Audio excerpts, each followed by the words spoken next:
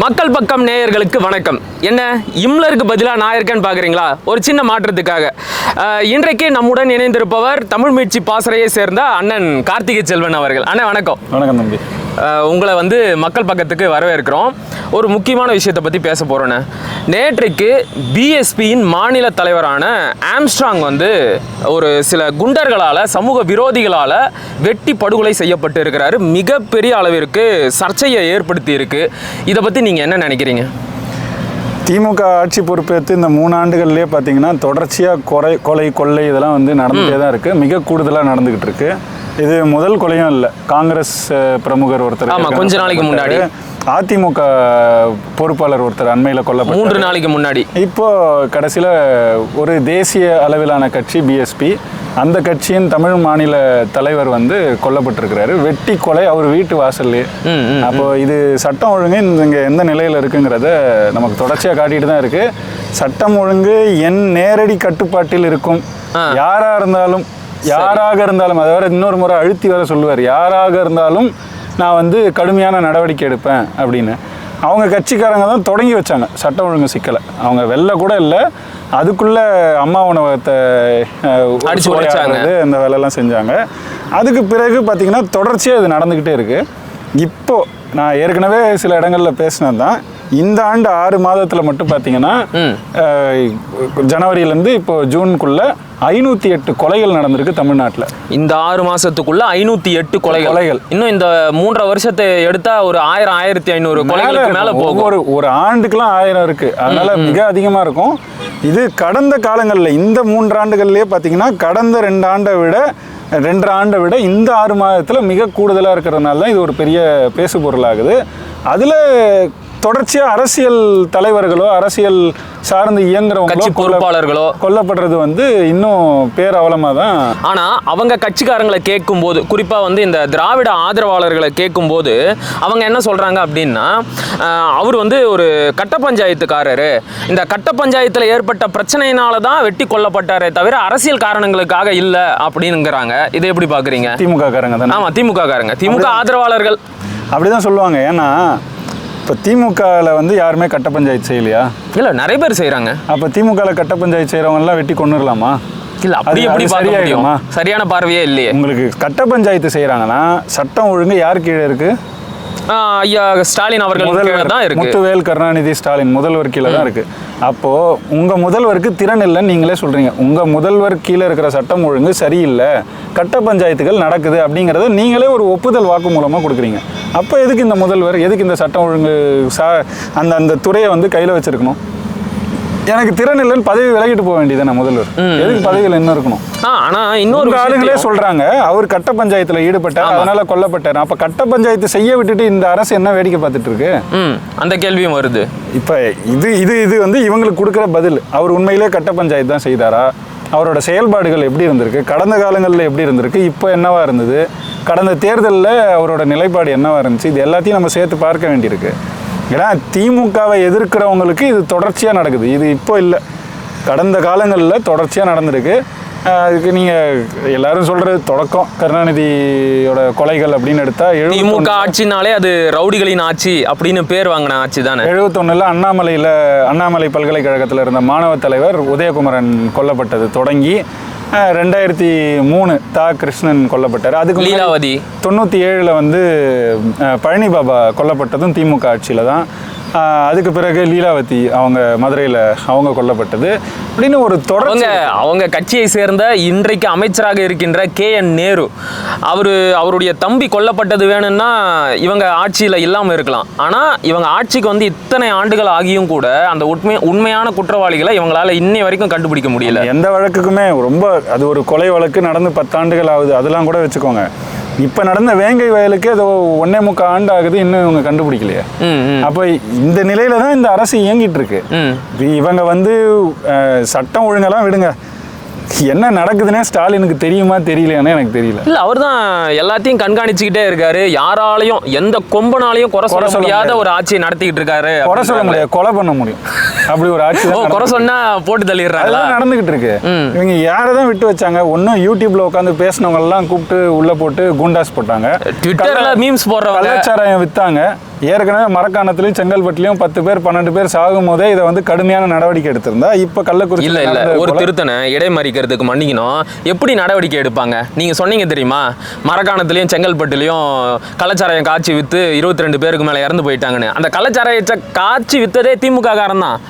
திமுகவை சேர்ந்த திண்டிவனம் கவுன்சிலருடைய கணவர் தான் அந்த கள்ளச்சாராயத்தை காய்ச்சி வித்தது. அவங்க கட்சிக்காரங்க மேல எப்படி நடவடிக்கை எடுப்பாங்க? ஏற்கனவே பேசியிருக்கோம். அது அவரை வேற வெளியவும் விட்டுட்டாங்க. அப்போ இந்த லட்சணத்தில் சட்டம் ஒழுங்கு இருந்தால் கள்ளச்சாராய மரணங்கள் நடக்க தான் செய்யும், கொலைகள் நடக்க தான் செய்யும். நாளைக்கு இன்னும் யார் யாரை கொல்றதுக்கு திட்டம் வச்சிருக்கிறாங்கன்னு தெரியல. குறிப்பாக இதை நான் எதோட அரசியலாக இதை நீங்கள் பார்த்தீங்கன்னா, இவர் திராவிடத்துக்கு எதிரான ஒரு நிலைப்பாட்டில் இருந்திருக்கிறார். குறிப்பாக அதில் திமுகவோட இவர் தேர்தல் உடன்பாடுலையும் போல இங்கேருந்து எல்லா இயக்கங்கள் கட்சிகள் எல்லாருமே திமுகவோட போய் நின்ன போதும் ஆம்ஸ்ட்ராங் அவர் சார்ந்த பிஎஸ்பி வந்து அவங்க கூட சேரலை. அவங்க தனியாக ஒரு நிலைப்பாடு எடுக்கிறாங்க. சில நேரங்களில் அதிமுகவோட சேர்ந்துருக்கிறாங்க. இப்போ அதனால் இது ஏதாவது நடந்திருக்கா? அந்த வகையிலையும் இந்த வழக்கு வந்து கையாளப்படணும், விசாரிக்கப்படணும் அப்படிங்கிறத நம்ம சரி விசாரிக்கிட்டோம். ஆனால் என்னன்னா, நேற்று இரவே வந்து அவரை கொலை செய்தவர்கள் தானாகவே வந்து காவலர்கள் கிட்ட சரண் அடைஞ்சிட்டாங்க. ஆனால் அண்ணன் திருமாவளவன் என்ன சொல்கிறாங்க அப்படின்னா, இவங்க உண்மையான குற்றவாளிகள் கிடையாது, இவங்க வந்து போலியானவர்கள், உண்மையான குற்றவாளிகளை கண்டுபிடித்து அவர்களுக்கு தகுந்த தண்டனை வழங்கணும் அப்படிங்கிறாரு. ஏன் இந்த குழப்பம் இருக்கும் தான்? ஏன்னா நேற்று அவர் இறந்துட்டாருங்கிற செய்தி பரவன உடனேவே அவரோட உடல் வைக்கப்பட்டிருந்த அரசு மருத்துவமனைக்கு வந்து பெரிய அளவு கூட்டம் கூடிருச்சு. சரி, மக்கள் வந்து அவர் மேல அன்பு கொண்டவங்க நிறைய பேர். சாலை மறியல் கூட நடந்துச்சு. சாலை மறியல் மிக கடுமையா பேசுறது, இப்போ உடனே நீங்க சரியான நடவடிக்கை எடுக்கலன்னா நாடா இருக்காதுங்கிற வரைக்கும் அவங்க பேசினாங்க. அப்போ அவங்க விட்டு அந்த அறைகூவலை பார்த்துட்டு அரசு உடனே ஏதாவது செய்யணும், அந்த டேமேஜ் கண்ட்ரோல்னு சொல்லுவாங்க இல்லையா, உடனே செய்தாதான் இதை தடுத்து நிறுத்த முடியுங்கிறதுக்காக யாரையோ இங்க வந்து பலியாடாக்கிருக்காங்க. அப்படிதான் பார்க்க முடியும். இதை இந்த மாதிரி ஏற்கனவே நடந்திருக்கா அப்படின்னா நடந்திருக்கு. அப்படியா? அப்போ அப்படிதான் நம்ம இதை நோக்க முடியும். அதனால தான் இதில் வந்து திருமாவளவன் அண்ணன் பெரும்பாலும் திமுக செய்கிறதுக்கெலாம் அமைதியாக கடந்து போகிறவர், இல்லை தோழமை சுட்டுதல் செய்கிறவர், இந்த முறை நேரடியாகவே அதை எதிர்த்து சொல்லியிருக்கிறாரு, உண்மையான குற்றவாளிகள் இல்லைன்னு. அப்போ அவர் சொல்கிறாருன்னா அவருக்கு இவர்கள் உண்மையான குற்றவாளிகள் அல்ல, உண்மையான குற்றவாளிகள் யாருன்னு ஓரளவுக்கு தெரிஞ்சிருக்க வாய்ப்பு இருக்குது. அப்போது அந்த வகையில் அவருக்கே தெரிஞ்சிருக்குன்னா அரசுக்கு கட்டாயம் தெரிஞ்சிருக்கும். தெரிஞ்சும் கைது செய்யாமல் இருக்கிறதுக்கு என்ன காரணம் அப்படிங்கிறத நம்ம பார்க்கணும். இந்த நாடகத்தை நடத்திட்டு இருக்கும் போதே இவங்களோட ஆட்களை வச்சு ஊடகங்களில் தொடர்ச்சியாக இவர் வந்து கட்ட பஞ்சாயத்து செய்தவர், அந்த கொல்லப்பட்டவர் சொல்றது, இது ரெண்டையும் நீங்கள் ஒப்பு நோக்குனீங்கன்னா இங்கே இருக்கிற சிக்கல் வந்து உங்களுக்கு, அதாவது கொல்லப்பட்டவர் ஒன்றும் நல்லவர் கிடையாது, அவர் வந்து ஒரு கட்ட பஞ்சாயத்து செஞ்சவர் தான், அதனால தான் கொல்லப்பட்டாருன்னு அவருடைய அந்த கேரக்டர் அசாசினேஷன் செய்கிறாங்களோ இவங்க, மக்களுக்கு வந்து ஒரு நல் மதிப்பு வந்துடக்கூடாது, இந்த அரசு மேலே கோபம் வந்துடக்கூடாது அப்படிங்கிறதுனால இப்படி ஒரு குணப்படுகொலையை செய்கிறாங்களோ? அப்படிதான். திமுகவை எதிர்க்கிற யாராக இருந்தாலும், இவர் வந்து திமுகவை திராவிடத்தையே கூட எதிர்க்கிற யாராக இருந்தாலும் இவங்க வந்து அவங்கள இதே கேரக்டர் அசாசினேஷன், அவங்களோட குறைகளை மிகைப்படுத்தி ஏதாவது சிலது இருந்தோ இல்லாததை கூட இட்டுக்கட்டி இருக்கிற மாதிரியும் காட்டுவாங்க. அதை தொடர்ச்சியாக செஞ்சுட்டு தான் வராங்க. நீங்கள் யாரை எடுத்தாலும் செஞ்சுருக்காங்க. எம்ஜிஆருக்கு செஞ்சுருக்கிறாங்க, வைகோக்கு செஞ்சுருக்கிறாங்க, விஜயகாந்துக்கு செஞ்சுருக்காங்க, விஜய்க்கு செஞ்சுருக்காங்க, இப்போ விஜய்க்கு செஞ்சுக்கிட்டு இருக்காங்க. அதனால் இவங்க தொடர்ச்சியாக தான் செய்வாங்க. டிவிகே அப்படின்னு ஒரு கட்சியை அறிவித்த அடுத்த நாளே சுபவீர பாண்டியன் வந்து அது தமிழக வெற்றி கழகத்தை வந்து தமிழக விளையாட்டு கழகம்னு நக்கல் அடித்தார். கொஞ்ச நாள் கழித்து அது வேற ஒரு கழகம்னு சொல்லி அவரோட கட்சிக்காரங்க பேசுகிறாங்க. அப்போ இதெல்லாம் பார்க்கும்போது இது ஏதோ தனித்த ஒரு நடவடிக்கை, யாரோ ஒருத்தர் பேசுகிறாங்க அப்படிலாம் பார்க்க முடியல. இவங்க திட்டமிட்டு கட்டமைச்சு இந்த வேலையை செய்கிறாங்கன்னு தான் நம்ம. இந்த திராவிட ஹைனாக்கள் வந்து தங்களுக்கு எதிரானவங்களை பிடிச்சி கடிக்கிறதே ஒரு வேலையாக வச்சிருக்கு. ஆமாம், ஓகே. அதுக்கு வச்சிருக்கிற ஒட்டுத்திணைகள்லாம் சுபவி போன்றார். சுபவியோட அடியாட்கள். சுபவியுமே அந்த ஒட்டுத்திணை தான். அது கூடுதலாக இன்னும் அவரோட அடியாட்களும் நிறைய பேர். சரிண்ணே, இப்போ நீங்கள் சொன்னீங்க தெரியுமா, ஆம்ஸ்ட்ராங் வந்து திராவிடத்திற்கு எதிராகவும் செயல்பட்டார், அவர் வந்து திமுக கூடவும் இணையறதுக்கு விருப்பம் தெரிவிக்கல, அதிமுக கூட தான் இருந்தாரு. அதிமுக கூட தனியாகவும் இருந்திருக்கிறாங்க. பெரும்பாலும் பார்த்தீங்கன்னா பிஎஸ்பி வந்து தேர்தல்னு வந்துச்சுன்னா அவங்க எந்த தேர்தலையும் விட்டு வச்சதே கிடையாது, எல்லா தேர்தலையும் போட்டி போட்டிருக்கிறாங்க. நான் அதான் சொல்ல விரும்புகிறேன். அவருடைய பேச்சுக்கள் வந்து நேற்றில் இருந்து இணையத்தில் பரவுது. தலித்துகளுக்குன்னு தனி அரசியல் வேணும் அப்படின்னு வந்து அவர் எதிர்பார்க்குறதா தெரியுது. இப்போ தான் வந்து பார்த்தீங்கன்னா திருமாவளவனை வைத்து இந்த ஒடுக்கப்பட்ட ஆதி தமிழர்களின் வாக்கை தனக்கு சாதகமாக வந்து திமுக பயன்படுத்திக்கிட்டு இருக்கு. அப்போ இவர் வந்து தனித்து அரசியல் செய்வது திமுகவிற்கு விருப்பம் இல்லையோ? கட்டாயம் விருப்பம் இல்லாமல் தான் இருக்கும். இவங்களுக்கு இப்போ மட்டும் இல்லை, தொடர்ச்சியே இருக்குது அதுக்கு. இந்த காலத்தில் இல்லை, அன்னை மீனாம்பாள் காலத்துலேருந்து இருக்குது. அன்னை மீனாம்பாள் அப்படி தான் ஒரு பெரிய அரசியல் ஆளுமையாக இருந்தாங்க. அவங்களையும் உள்வாங்குச்சு இந்த திராவிடம். இந்த பெரியார்ன்ற பட்டம் கொடுத்த மேடையில் இருந்தவங்க அவங்க மீனாம்பாள்.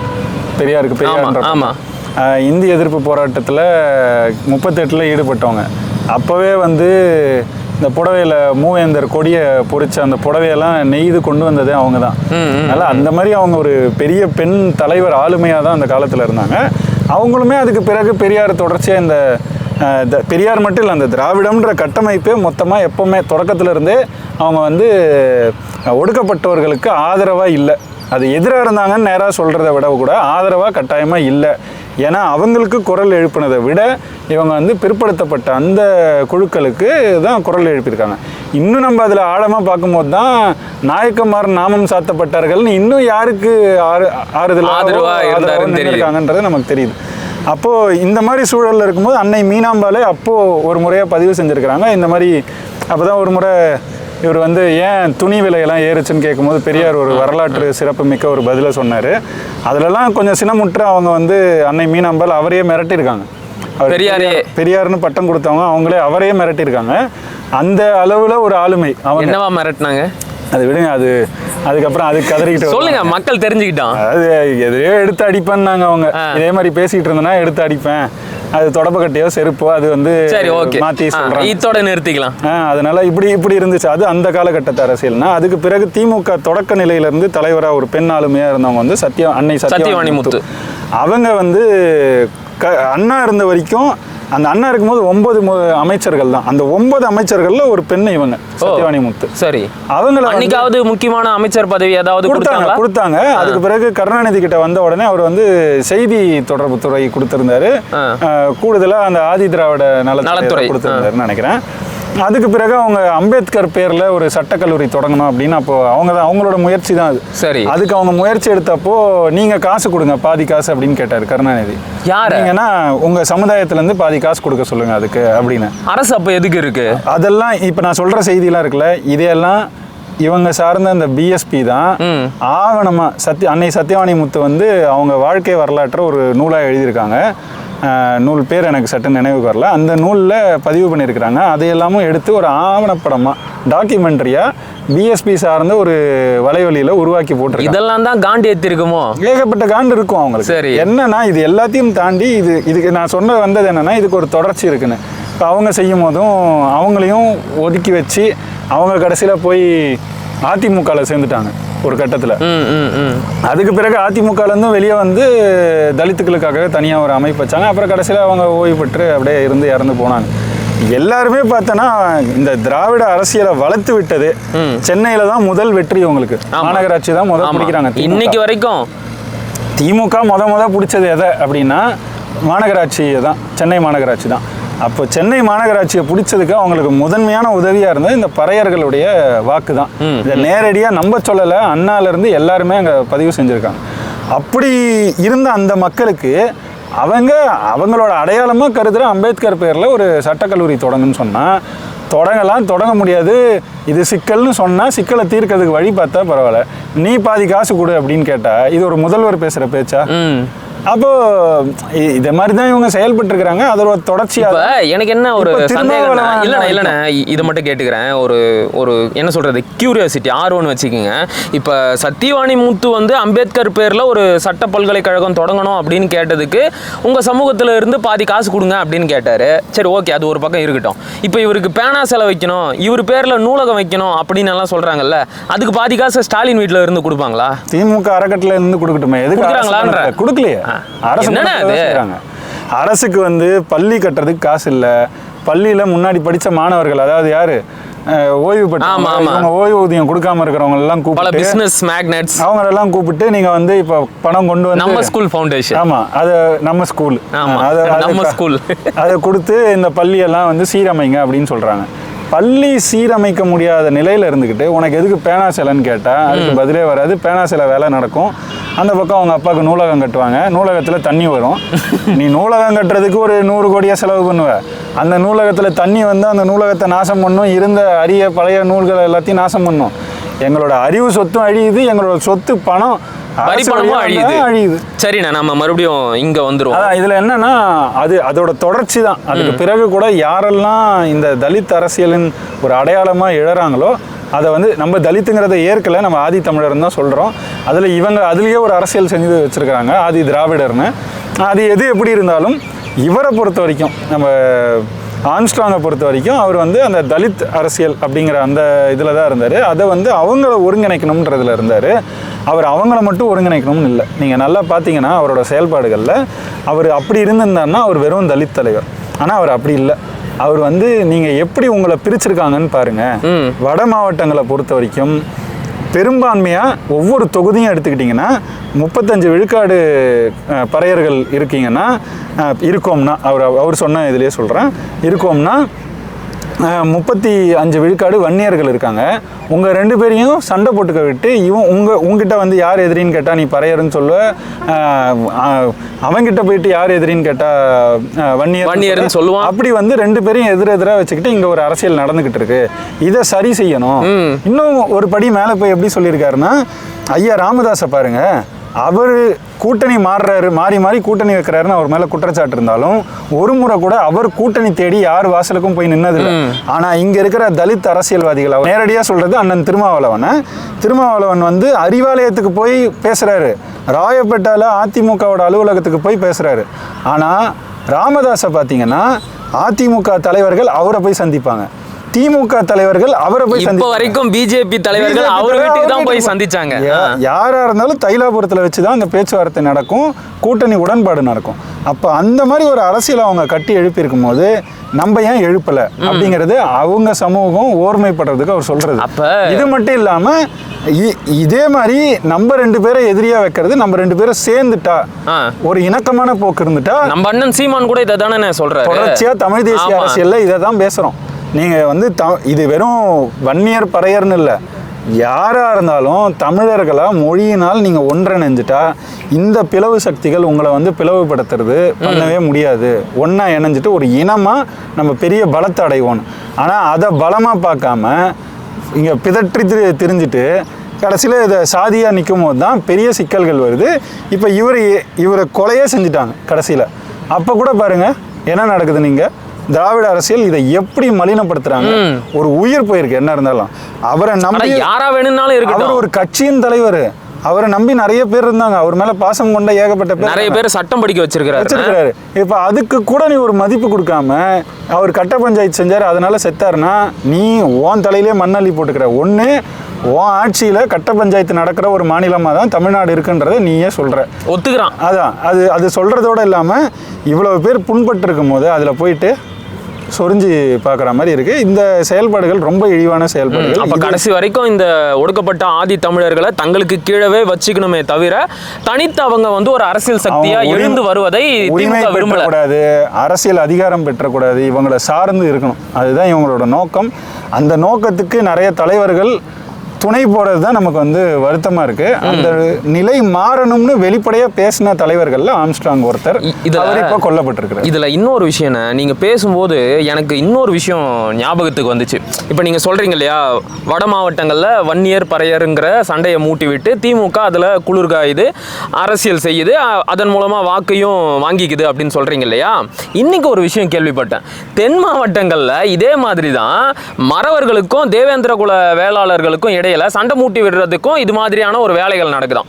குறிப்பாக வந்து பார்த்தீங்கன்னா பேர் சொல்லலாம்னு நினைக்கிறேன், தப்பு இல்லை, ரெட்டியார் சமூக மக்களுக்கும் மறவர்களுக்கும் இடையில ஏதாவது பிரச்சனைன்னு வந்துட்டா இவங்க நேராக எங்கே தெரியுமா போவாங்களாம், இந்த ரெட்டியார் சமூகத்தை சேர்ந்தவங்கலாம் நேராக போய் இவங்க ஜான் பாண்டியனுடைய மனைவி, அவங்க வந்து வழக்கறிஞர் தானே, அவங்கள போய் சந்திப்பாங்க. நீ அங்கே போகிற, எல்லாருமே அங்கே போய் அவங்களுக்கு எதிராக மறவர்களுக்கு எதிராக வழக்கு கொடுக்க வேண்டியது. இதன் மூலமாக என்னன்னா ஒரு சண்டையை மூட்டி விட பார்க்குறாங்க. கடைசி வரைக்கும் இந்த சண்டையை மூட்டி விட்டு ஒரு தனிப்பட்ட சிக்கலை அதை வந்து ஒரு சமூக சிக்கலாக மாற்றுறது, அதையும் தமிழ் சமூகத்துக்குள்ளே இருக்கிற சிக்கலாக மாற்றுறது. இதுதான் கருணாநிதி தனம்னு நம்ம சொல்கிறோம். இதுக்கு பேர் தானே அது. எம்ஆர்கே பன்னீர்செல்வத்தை விட்டு இப்போ ராமதாஸ் ஏதாவது கேள்வி எழுப்புறாருன்னா உடனே எம்ஆர்கே பன்னீர்செல்வத்தை பதில் சொல்ல வைக்கிறது. ஏன்னா 2 பேரும் ஒரே சாதி, அவங்க அடிச்சுக்கிட்டோம். அந்த மாதிரி இங்கே என்ன நடக்குதுன்னா, நான் தெலுங்குக்காரன், நான் இதில் பேசினேன்னா இது வேறு மாதிரி போவோம், அவங்க ஒன்று இணைஞ்சிருவாங்கன்றதுக்காக உடனே அந்த வழக்கை கொண்டு போய் தேவேந்திர குல வேளாளர் சமூகத்தை சார்ந்தவங்க அந்த சமூகத்துக்காக இயக்கம் நடத்துகிறவங்ககிட்ட கொடுத்தா அவங்க வந்து நிற்கும் போது அது ஒரு இயக்க சிக்கலாக மாறுது. அப்போ அது சமூக சிக்கலாக மாறுது. அப்போ அவன் என்ன பண்ணுவான், அவன் தரப்பில் ஒரு இயக்கத்தை கொண்டு வருவான். அப்போ 2 பேரும் அடிச்சுக்கணும், இவன் குளிர்காயணும். இதுதான் தமிழர்கள் வந்து இதை மட்டும் உணர்ந்துட்டாங்கன்னா அரசியல் மாறிடுங்க. சிறப்புண்ணே. எங்களோட இணைந்து பல்வேறு சிறப்பான கருத்துக்களை பகிர்ந்துக்கிட்டீங்க. மிக்க மகிழ்ச்சி. நன்றி. நன்றி, வணக்கம்.